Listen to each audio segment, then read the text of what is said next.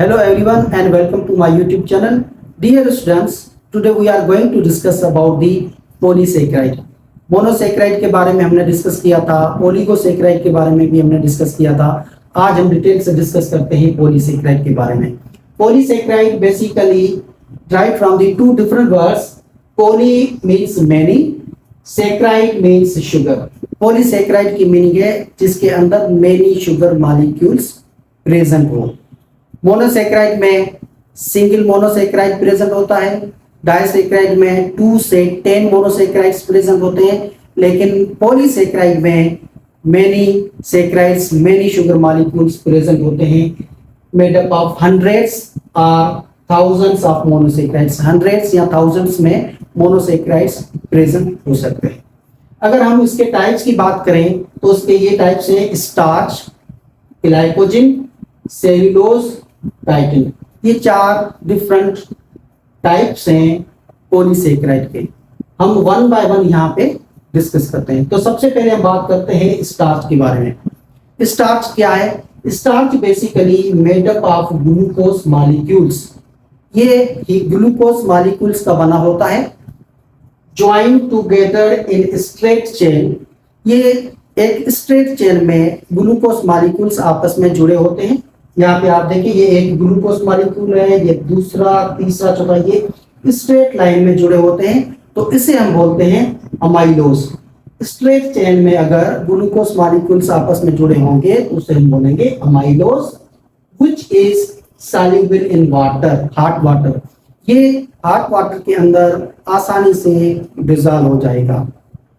And A branch chain that is called amylopectin. आप यहाँ पे देखें, ये ग्लूकोज मॉलिक्यूल्स एक स्ट्रेट लाइन में जुड़े हुए हैं, लेकिन इसके साथ एक ब्रांच निकली हुई है। मींस ये स्ट्रेट लाइन है अमाइलोज, इसके साथ कोई ब्रांच नहीं है। नीचे आप अमाइलोपेक्टिन देखोगे तो इससे ब्रांच निकलती है, तो इसे हम बोलते हैं amylopectin, which is insoluble in water. Amylopectin insoluble in water, ये वाटर के साथ सॉल्युबल नहीं है, उसके साथ मिक्स नहीं होगा। ये हमें कहाँ मिलेंगे? Present in fruits. आपको फ्रूट्स के अंदर मिलेंगे, एप्पल के अंदर, जो भी फ्रूट्स आप खाएंगे उसके अंदर आपको स्टार्च मिलेगा। वेजिटेबल्स, आप वेजिटेबल्स खाते हैं उनके अंदर भी स्टार्च मौजूद होता है। पोटैटोज के अंदर मौजूद होता है। लेग्यूम्स, आप लेग्यूम्स जो भी आप दालें वगैरह खाते हो उसके अंदर भी ये मौजूद होता है।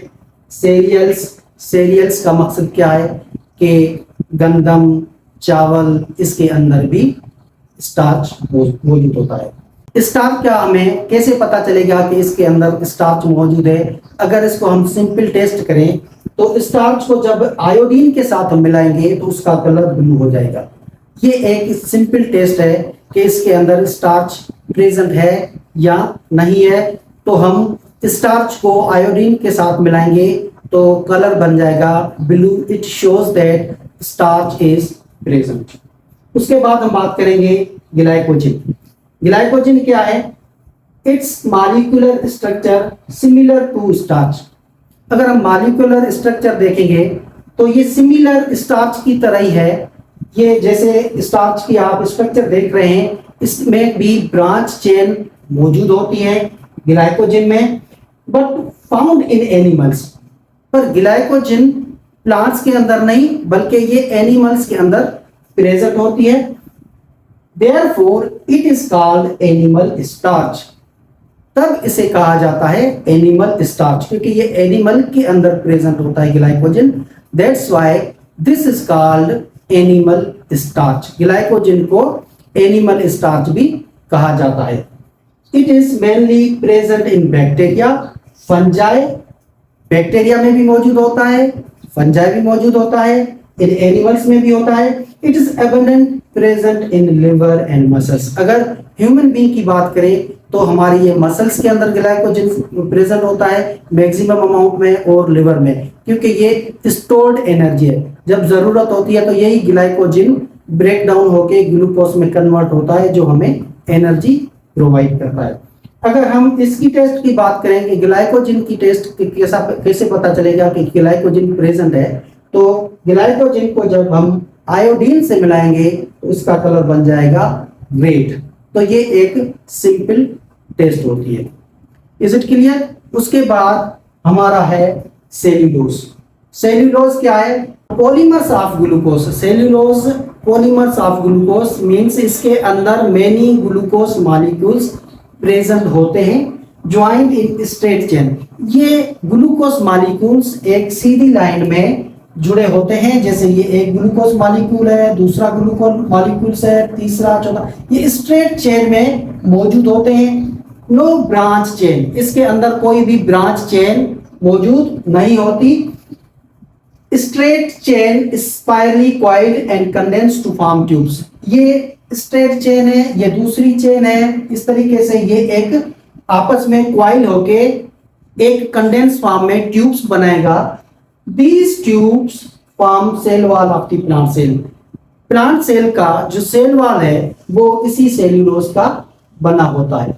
Cellulose most abundant in nature. अगर हम नेचर में पॉलीसेक्राइड की बात करें तो सबसे ज्यादा पॉलीसेक्राइड सेल्यूलोज प्रेजेंट होता है, क्योंकि आपको पता है कि दुनिया में कितने प्लांट्स हैं और प्लांट सेल में सेल वॉल मौजूद होता है और सेल वॉल सेल्यूलोज से बना होता है। तो नेचर में cellulose is most abundant. Highly insoluble in water means water के साथ ये आसानी से हल नहीं होता। नो स्वीट टेस्ट, इसका टेस्ट स्वीट नहीं होता, जस्ट लाइक ग्लूकोज की तरह ये स्वीट नहीं होता। Not digested by human being, इंसान के अंदर सेल्यूलोज डाइजेस्ट नहीं होता, ब्रेक डाउन नहीं होता, क्योंकि सेल्यूलोज को डाइजेस्ट कराने के लिए सेल्यूलेज एंजाइम की जरूरत होती है और वो इंसान के अंदर नहीं एंजाइम बनता। That's why cellulose is not digested by human being. तो ये हमने डिस्कस किया सेल्यूलोज के बारे में। Last one is chitin. Chitin क्या है? Long chain polymers of N acetyl glucosamine N amide derivatives of glucose. ये ग्लूकोज का ही डेरिवेट्स है जिसके साथ एन एसिटाइल ग्रुप अटैच होता है। मॉडिफाइड पॉलीसेक्राइड्स, ये पॉलीसेक्राइड का मॉडिफाइड फॉर्म है, कंटेंस नाइट्रोजन, जिसके साथ नाइट्रोजन मौजूद होता है। बाकी स्टार्च, ग्लाइकोजन, सेल्यूलोज के अंदर नाइट्रोजन प्रेजेंट नहीं होता, लेकिन काइटिन के साथ नाइट्रोजन प्रेजेंट होता है। allows for increased H bonding between adjacent polymers giving it more strength। अब ये नाइट्रोजन बॉन्ड होने की वजह से ये दूसरे साइड में जो पॉलीमर्स है उसके साथ इसकी बॉन्डिंग हो जाती है, उससे ये काइटिन मॉलिक्यूल स्ट्रांग बन जाता है। Functionally similar to keratin protein. अगर हम फंक्शन की बात करें, जैसे केराटिन प्रोटीन है वो भी हार्ड स्ट्रक्चर ऊपर बनाती है, हेयर बनाती है, नेल बनाती है, इस तरीके से ये भी hard structure similar to keratin protein की तरह फंक्शन करती है। Unmodified translucent pliable resilience. अगर ये किसी के साथ ज्वाइंट नहीं है, किसी के साथ ये रिएक्शन नहीं करती, प्योर अगर काइटिन है तो ये फ्लेक्सिबल होती है और सेमी ट्रांसपेरेंट होती है। But mostly found in modified form, लेकिन ये मोस्टली किसी और के साथ रिएक्शन करके मॉडिफाई हो जाती है। जैसे प्रोटीनियस मैट्रिक्स, अगर ये प्रोटीन के साथ मिक्स हो जाए, काइटिन और प्रोटीन आपस में मिक्स हो जाए तो ये बनाता है एक्सोस्केलेटन इंसेक्ट। आपने इंसेक्ट के ऊपर हार्ड स्ट्रक्चर देखी होगी, that is the mixture of chitin and protein. वो कितनी हार्ड होती है, तो ये भी जैसे केराटिन प्रोटीन हार्ड हो जाती है, इस तरीके से ये हार्ड हो जाती है, लेकिन प्रोटीन की वजह से ये हार्ड हो जाती है। वैसे अगर जस्ट काइटिन होती तो ये सॉफ्ट होती और फ्लेक्सिबल होती, लेकिन जैसे ही ये मॉडिफाई हो जाती है, प्रोटीन के साथ मिक्स हो जाती है, तो ये हार्ड कवरिंग बनाती है। काइटिन एंड कैल्शियम कार्बोनेट, जब काइटिन एंड कैल्शियम कार्बोनेट आपस में मिलते हैं तो भी ये हार्ड स्ट्रक्चर बनाते हैं, that is found in the shells of molluscs and crustacean. आपने मोलस्कस के ऊपर ये हार्ड कवरिंग जो देखी होगी वो भी काइटिन एंड कैल्शियम कार्बोनेट की बनी होती है। तो ये हमने काइटिन के बारे में डिस्कस किया। अगर इसको हम थोड़ा सा यहाँ स्ट्रक्चर के बारे में यहाँ आपको समझा दूं तो ये एक ग्लूकोज मॉलिक्यूल है, आप यहां देखिए ये ग्लूकोज मॉलिक्यूल है, ये दूसरा ग्लूकोज मॉलिक्यूल है,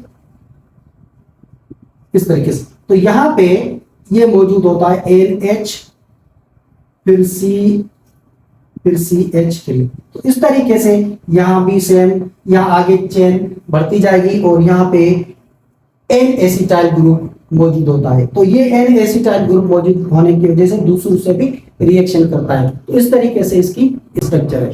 तो हमने आज पॉलीसेकेराइड के बारे में डिस्कस किया, जिसके different classes starch, glycogen, cellulose and chitin के बारे में डिस्कस किया। आई होप कि ये आपको अच्छे तरीके से समझ में आ गया होगा। If you have any kind of the question, you may ask in comment. Thank you very much.